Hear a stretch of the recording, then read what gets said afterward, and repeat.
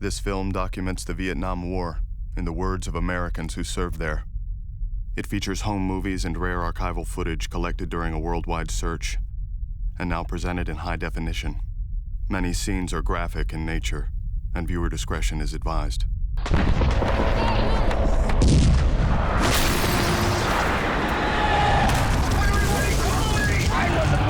II, fella, and I served 3 years. I know what it's about. I have a son that's going to go into the Army. We fight because we must fight. If we're to live in a world where every country can shape its own destiny, we will not be defeated.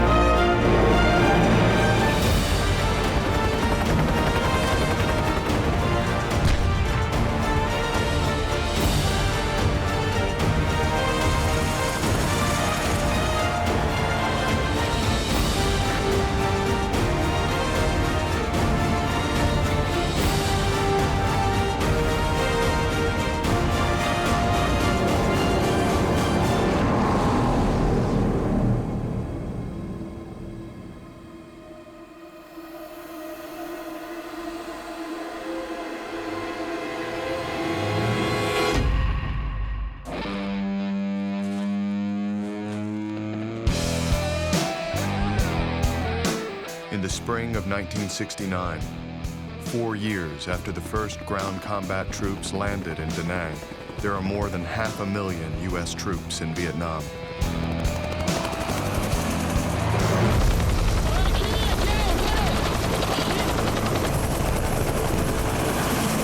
But the war that once garnered the vast majority of America's support has drastically changed. Years of growing frustration over a military strategy that focuses on enemy bodies instead of territory has caused public support to plummet.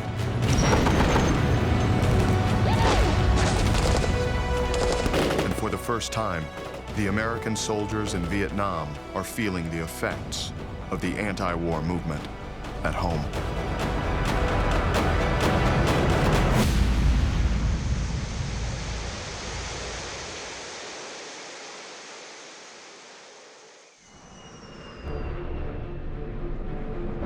Having run on a campaign pledge of peace with honor, 6 months after taking office, President Nixon meets with South Vietnamese President Nguyen Van Thieu and announces his plan to end American involvement in Vietnam. After 5 years in which more and more Americans have been sent to Vietnam, we finally have reached the point where we can begin to bring Americans home from Vietnam.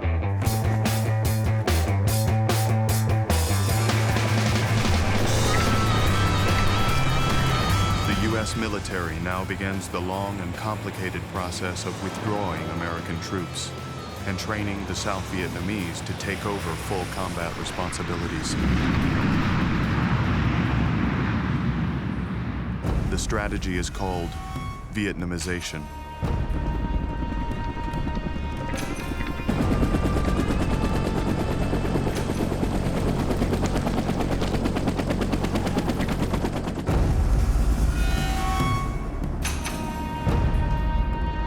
Hearts and minds aren't here. They're back home, where most of us think we belong.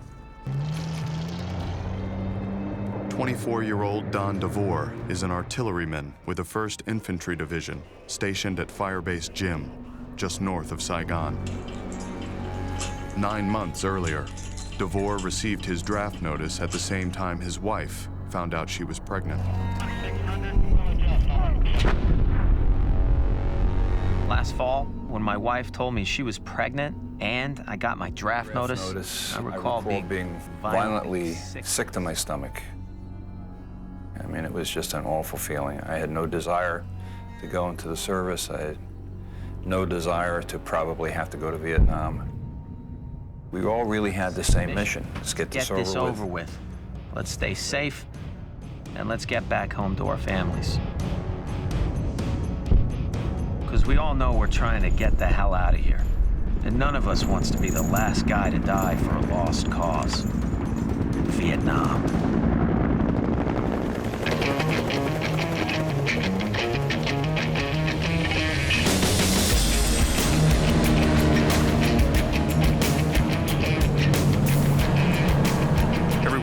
much. Bad enough that we're out here in the middle of this crap. Now on top of that, we've got these damn ARVN hanging over our shoulders. Gary Benedetti is a 24-year-old coxswain in the Brown Water Navy. As part of the Vietnamization process, he and his fellow sailors are training the South Vietnamese to operate U.S. boats and weapons in the Mekong Delta. With over 3,000 miles of twisting rivers, streams, and canals, the Delta is a watery version of the Ho Chi Minh Trail, used by enemy soldiers to move men, weapons, and supplies into the South. It's also home to over half the population of South Vietnam, an estimated 8 million people, and produces nearly 70% of the country's rice, making it one of the most highly contested areas in South Vietnam.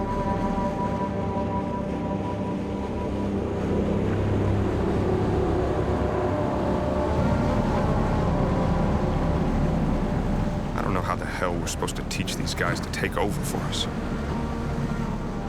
I mean, our Navy's been out on these rivers for years trying to stop the Viet Cong, and we're still having a hell of a time. If you ask me, from my perspective, and from the perspective of a lot of guys I worked with on the rivers, it didn't seem to be that good of an idea. What it was is lack of knowledge of the boat. I mean, they're brought up in the rice paddies. They can shoot. You know, a farmer can shoot, but he can also fix a tractor. These guys didn't have tractors, they had water buffalo. So to put them on a piece of machinery. A piece of machinery. You can't do it, especially out here, in the middle of all this. I mean, the VC ambush us every chance they get. When that happens, it takes everything we got just to stop them.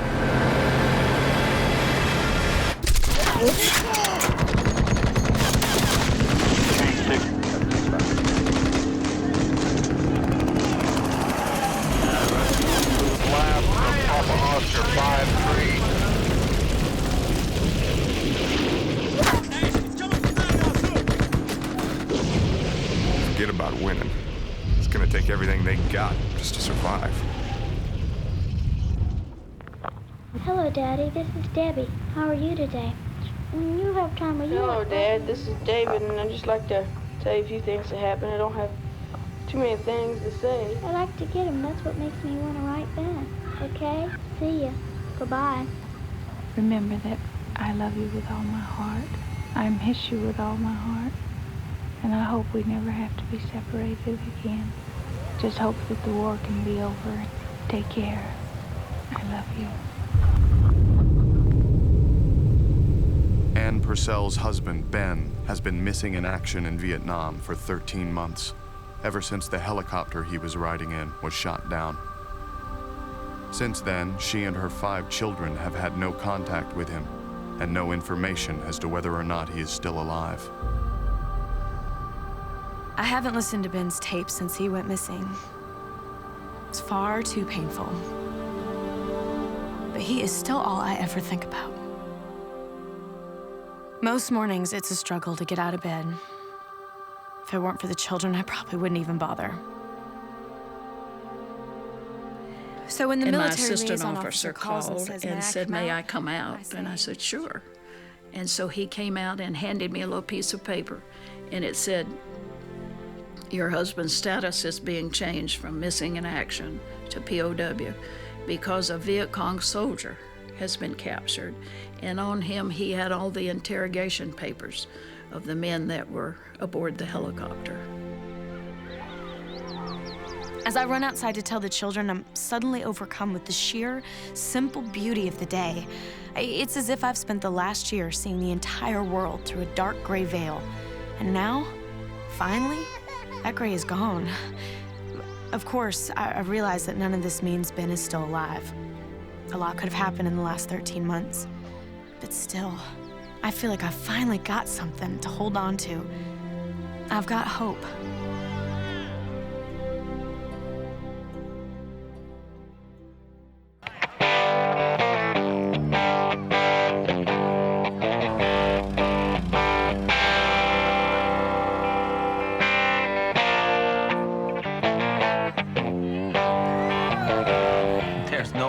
to describe this place.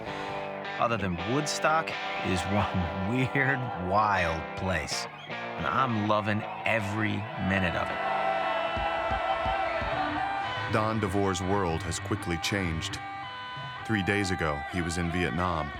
Now he's home on emergency leave because his wife went into early labor. She and the baby are fine, but his sleepy hometown has undergone quite a change.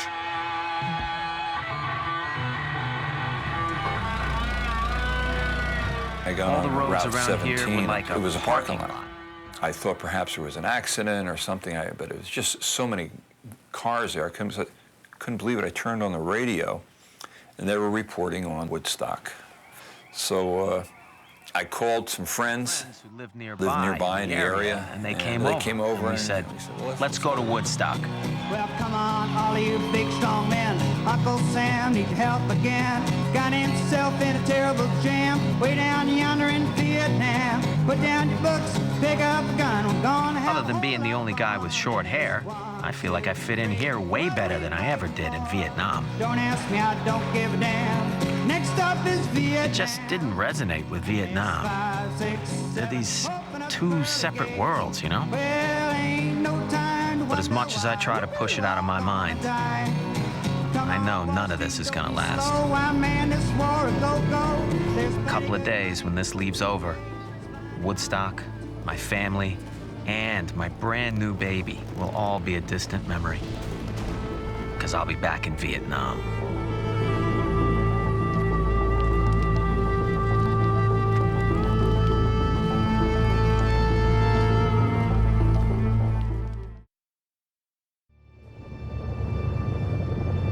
Every day here is the same as it was before I left.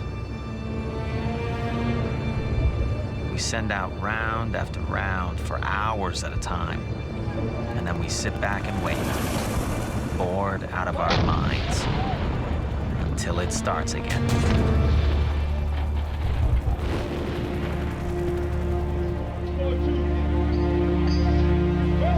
After a week in the U.S., Don DeVore is back at Firebase Gym.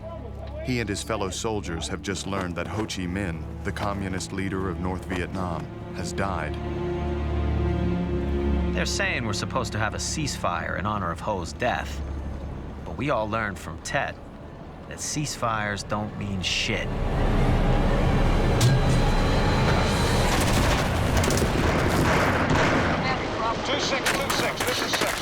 Our units in the field have been calling in for artillery support all day. I bet we fired at least 1,000 rounds in the last few hours.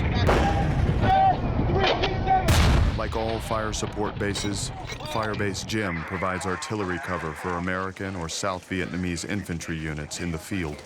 When these troops come under attack, they depend upon nearby fire bases for survival.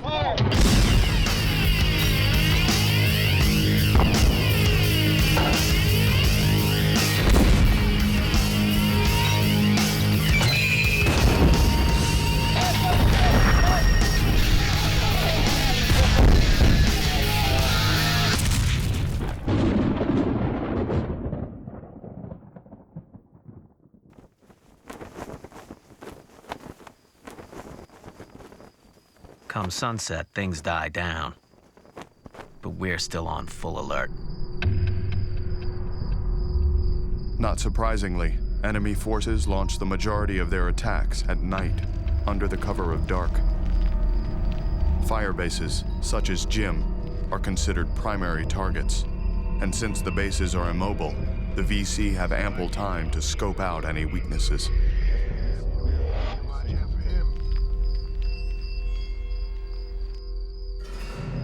We may own the day, but the North Vietnamese, the Viet Cong, they owned the night. That was their time.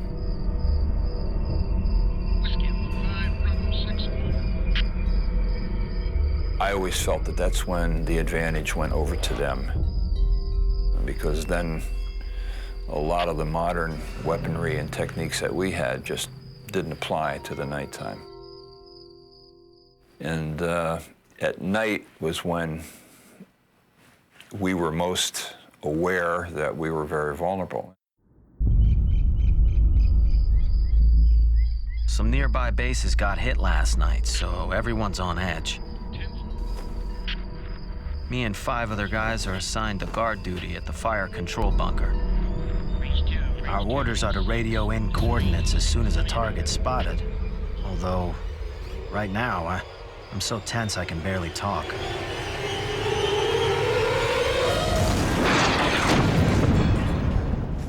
All of a sudden, I hear an explosion on top of the bunker. Yeah, well, I wasn't sure what it was, but I could see a very nervous look on the faces of some of the others, and I heard somebody say it sounded like an RPG going off, a rocket-propelled grenade. All of a sudden, this terror just goes through everybody, you know. I heard somebody yell, "There are dinks in the wire."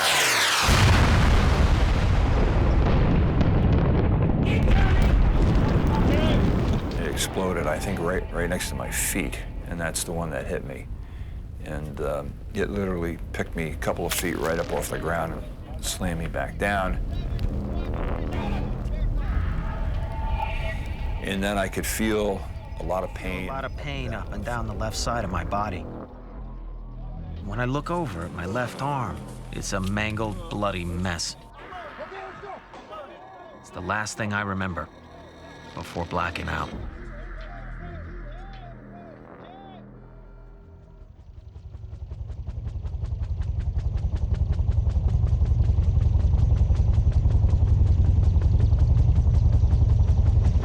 By dawn, the attack on Firebase Gym is over. As usual, the enemy withdraws at first light when American firepower is once again most effective.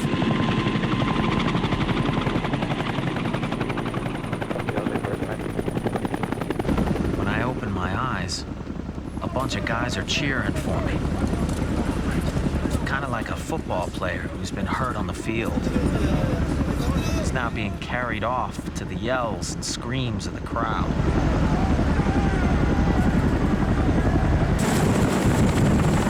And as we lift off, a calm starts to come over me. I can see out the side door that the morning sun is starting to set in. Kind of a purplish red sky. And all I can think to myself is, I'm alive. For me, this craziness is over.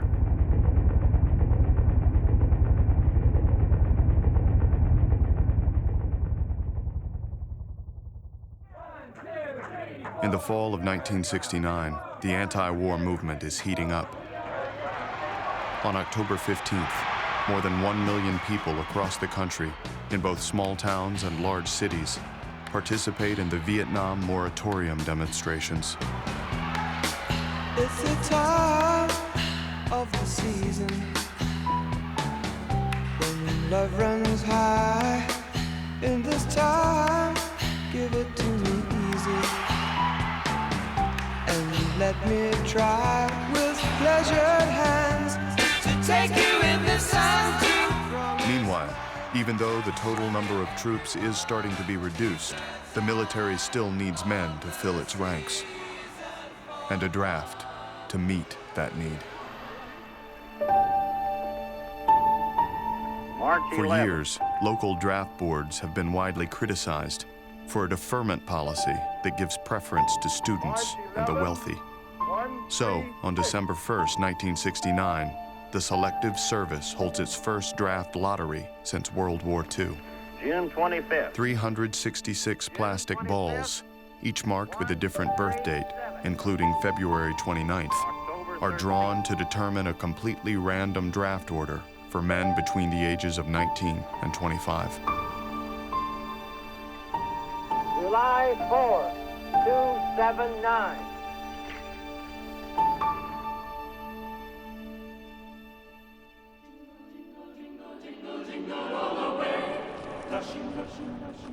Dashing through the snow, in a one-horse open sleigh, o'er the fields we go, laughing all the way. The children have been the happiest I've seen them since Ben left. It actually even feels like Christmas this year.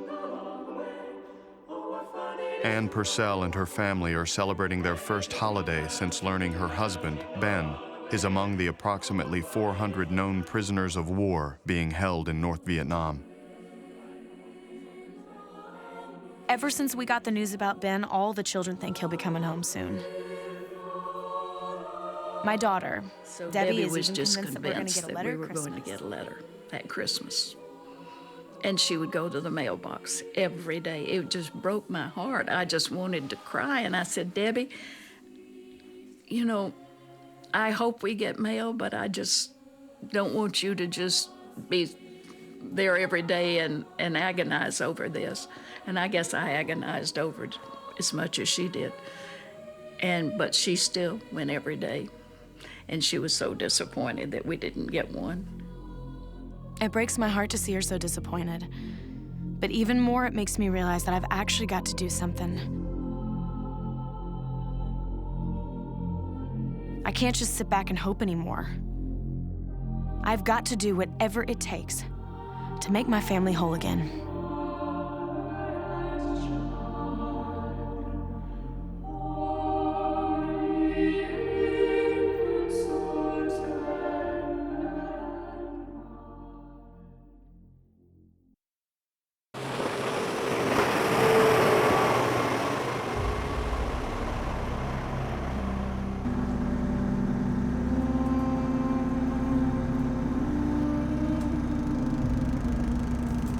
Cruising down these rivers, I'm surrounded by people who still live like they're in the Stone Age. You can almost forget that we're in the middle of a war zone. Although that's the best way to get yourself killed. Because out here, everything can change in a second, and you never see it coming. Gary Benedetti and his crew have been patrolling in the Mekong Delta for the past 12 months.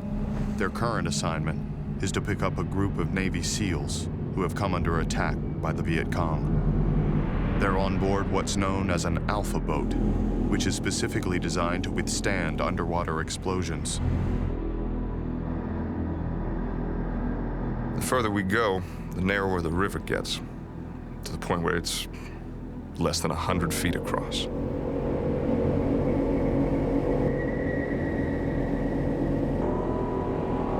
And you're looking expecting to get shot at any time. Shot at any time, and you can't see anything because all you can see is jungle. You can't see beyond the jungle because it's really thick. So you're kind of going down there, and you're wondering what what's happens. happening. You're expecting it at any time.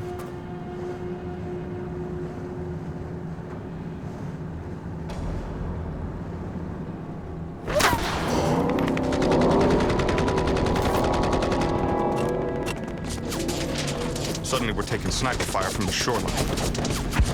Everybody opens up. You don't even know what the hell you're shooting. You just keep shooting.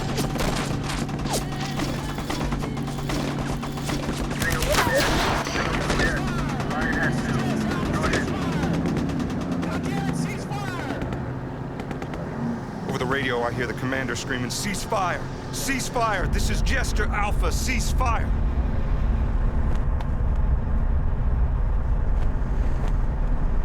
When the smoke finally clears, we can see what we've hit.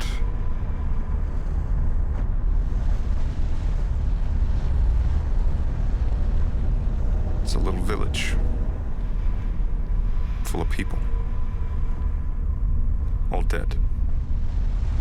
I can feel my blood start to boil. Because, the VC, they do this on purpose.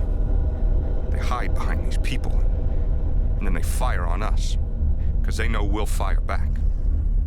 It's their way of making sure the civilians don't trust us. In a few more weeks, I'll be going home. When I do, I sure as hell hope the South Vietnamese can pick up the slack. Because judging from how these VC treat these people, God help them if they can't.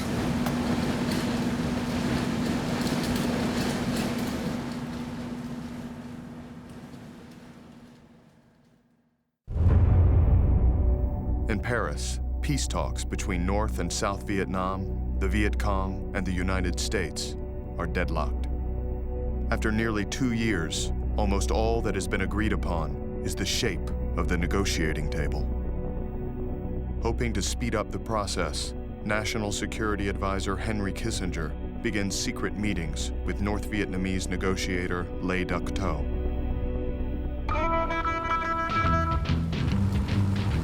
Meanwhile, Nixon's Vietnamization program is being slowly but steadily implemented. Throughout the country, U.S. troops are handing over equipment, bases, and years of military knowledge to the South Vietnamese. It's going to be a shambles. There are good ARVNs, don't get me wrong, there are some really crack outfits, but the rest of them, I don't want any part of it. It's going to be bad. Can't get the support now. What's it going to be like when there's less and less of us? As it becomes clear that America's goal is no longer full-fledged military victory, but instead an honorable exit from Vietnam, the morale of troops is affected. This stuff smells pretty strong. It is. This is really nice stuff over here.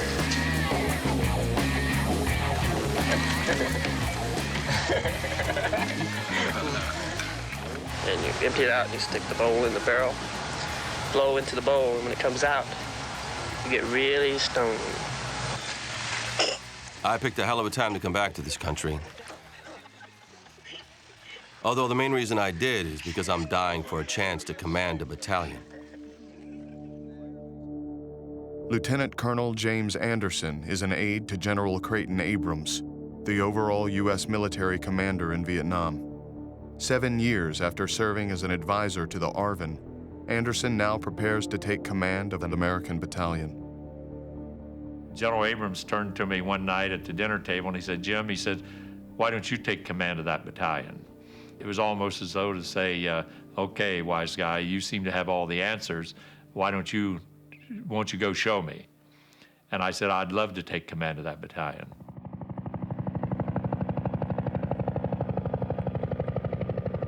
Anderson will soon discover just how important unifying his men is. The door to battalion headquarters opens, and in walk a bunch of generals. They swear me to secrecy and get right to the point. How long before you can be prepared to make a combat assault into Cambodia? And I said, are we talking about in terms of hours, days, weeks, months? And they said, we're talking about hours. For years, the North Vietnamese have used neighboring Cambodia as a refuge. Much of the Ho Chi Minh Trail runs through the country, and large stores of enemy weapons and supplies are hidden along the border. But since the start of hostilities, U.S. policy has prohibited its ground troops from entering the country for risk of widening the war. In early 1970, however, President Nixon sees a window of opportunity when the Cambodian leader Norodom Sihanouk is ousted by the pro-American general Lon Nol. Despite the political risk, Nixon decides a chance at destroying the NVA's capacity to launch assaults into South Vietnam is worth the gamble, and so he issues top-secret orders, sending U.S. troops into Cambodia.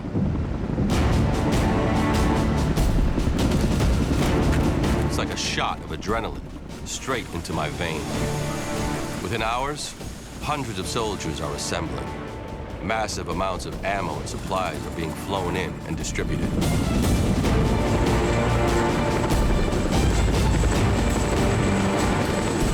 No one can contain their excitement.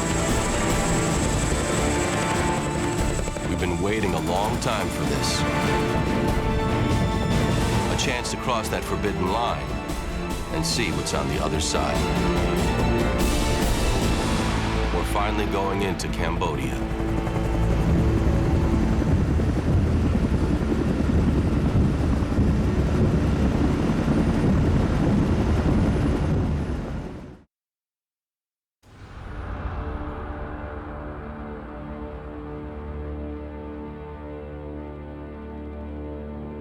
I haven't slept in almost 24 hours, and yet I feel more awake now than I ever have in my life.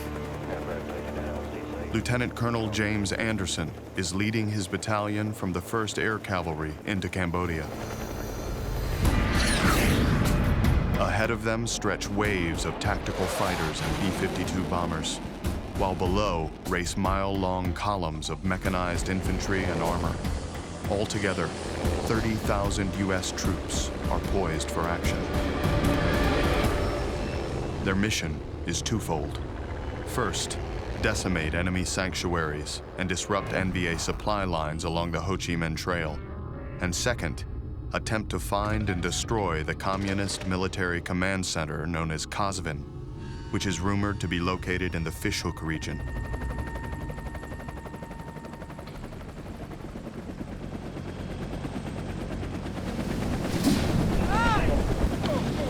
As soon as we hit the ground and get organized, we move out. I don't intend to waste any time finding what the enemy has been hiding.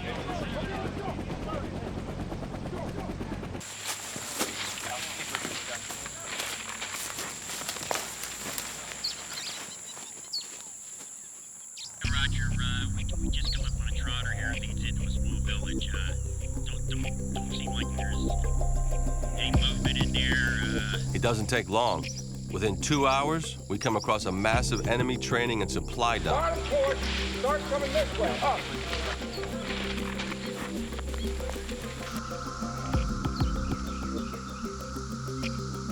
Right away, the guys start calling it the city, because it has almost everything you could imagine that you would have in a city. That you would have in a city any place else. You had schools, you had hospitals, you had ammunition storage areas. I don't know how many tons, hundreds of tons of rice that were in there. I was shocked that they had it, that it was that large and it was that close to the border. I don't think we were more than 7 miles into Cambodia. So if there's that much here, I can only imagine how much is out there.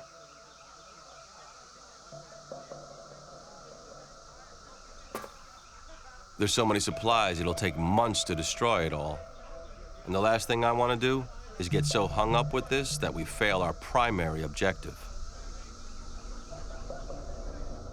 So I order 2 of my rifle companies to stay back at the city and oversee its destruction, while I take the other 3 companies and head out to find the NVA headquarters.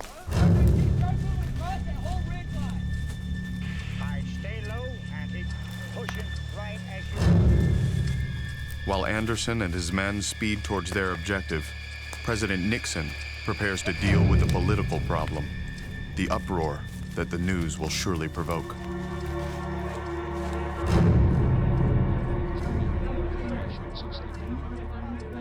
He decides to take the offensive so he can frame the issue before others do.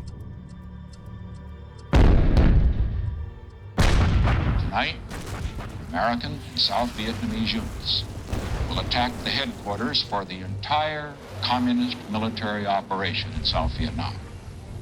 This is not an invasion of Cambodia. The areas in which these attacks will be launched are completely occupied and controlled by North Vietnamese forces.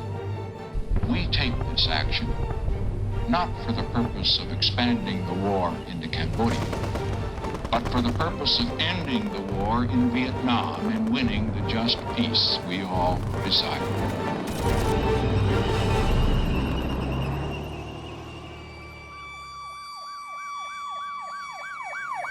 The day after Nixon's announcement, student protests break out on dozens of campuses across the country. On May 4th, 2,000 students rally at Kent State. As the demonstration erupts into violence, members of the Ohio National Guard suddenly open fire on the crowd of students.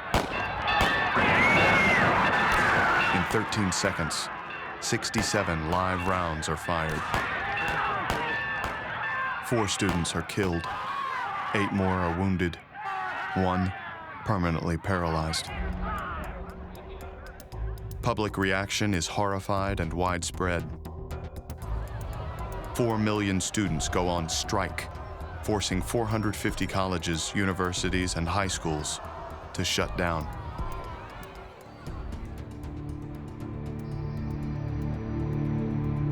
Ever since I came back from Vietnam, I've been trying to push this war out of my mind.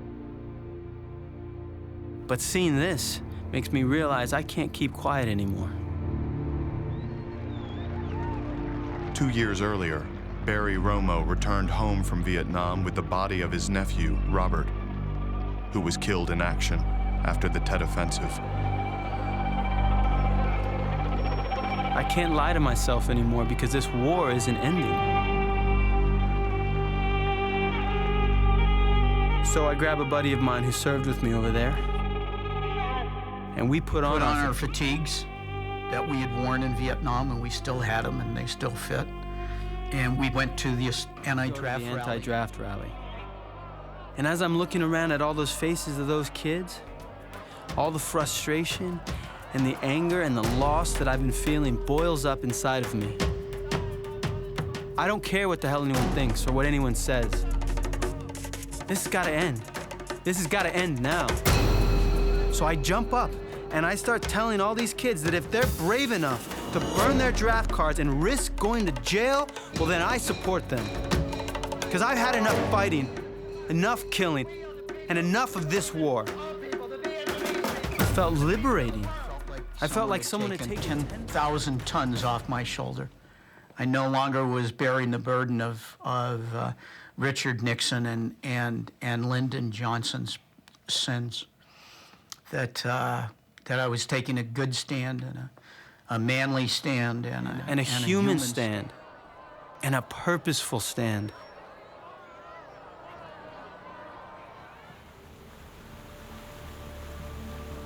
With the country tearing itself apart, President Nixon issues a directive curtailing the scope and length of the mission in Cambodia. He pledges that U.S. forces will advance no further than 19 miles into the country and sets June 30th as the date all American troops will return to South Vietnam. According to our intelligence, we're less than 3 miles from the North Vietnamese headquarters, meaning we'll be there before nightfall.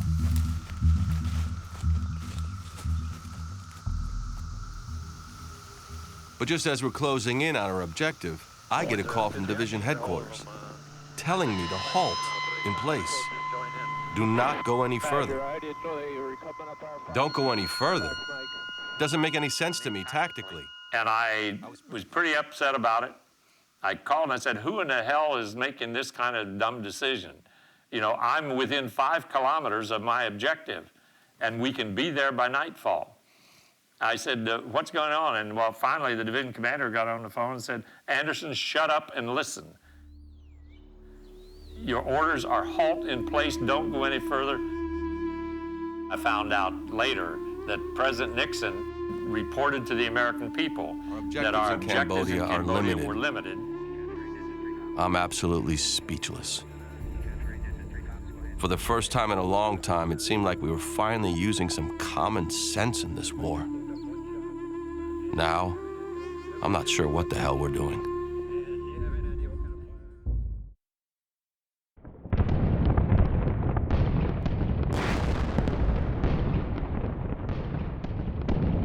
The only thing more frustrating than knowing the enemy's withdrawn beyond our reach again is knowing that our time in Cambodia is up. So there's absolutely no chance we'll accomplish anything else here. At the end of June 1970, after 8 weeks of operations, the 30,000 U.S. ground troops prepare to leave Cambodia. Although the 19-mile restriction prevented U.S. forces from locating the NVA headquarters, they did confiscate or destroy 20,000 enemy weapons, over 7,000 tons of rice, and nearly 2,000 tons of ammunition, the largest enemy supply cache destroyed to date. But for soldiers such as James Anderson, the moment is bittersweet. What really gets to me is how much time it must have taken the enemy to accumulate all these weapons and ammo. And the fact that they were making this effort to bring all of this stuff down. I mean, this was they were preparing for a major invasion into South Vietnam. And it was just clear as could be. As could be, right here. Right there. There's so much rice and food stuff. We can't haul it all away, or even burn it.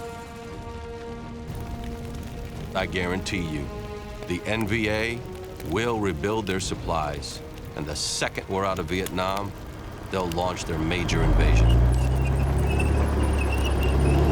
We may have bought a little time, but I'm afraid that's all we've done.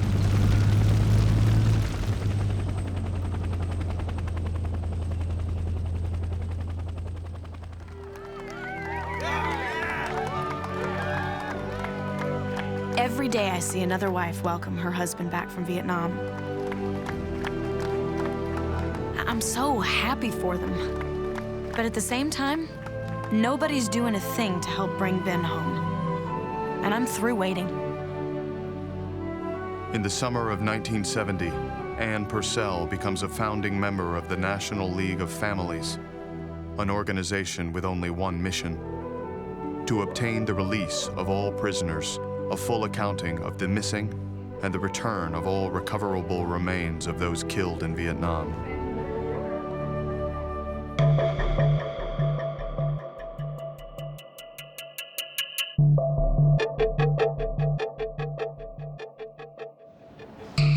We set up bamboo cages so people can see what our men are held in, and organize petitions and letter campaigns. By doing all these things, it helps to get the word out about our POWs, especially to people that were not directly involved in the war. It made people realize that there is a human being that's out there that we need to think about and pray about, that's been fighting for our freedom. But as 1970 slips into 1971, peace talks continue to stall, while America's withdrawal from Vietnam accelerates. Over the past 10 years, presidents of the United States have come before the American people in times of crisis to talk about war, the threat of war. Today, I am able to talk to you in a more hopeful and positive vein about how we are moving this nation and the world toward a lasting peace. We have kept our commitments as we have taken out our troops. South Vietnam now has an excellent opportunity not only to survive, but to build a strong, free society. We are at a critical moment in history. What America does or fails to do will determine whether peace and freedom can be won in the coming generation.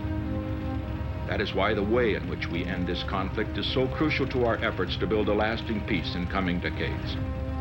The right way out of Vietnam is crucial to our changing role in the world.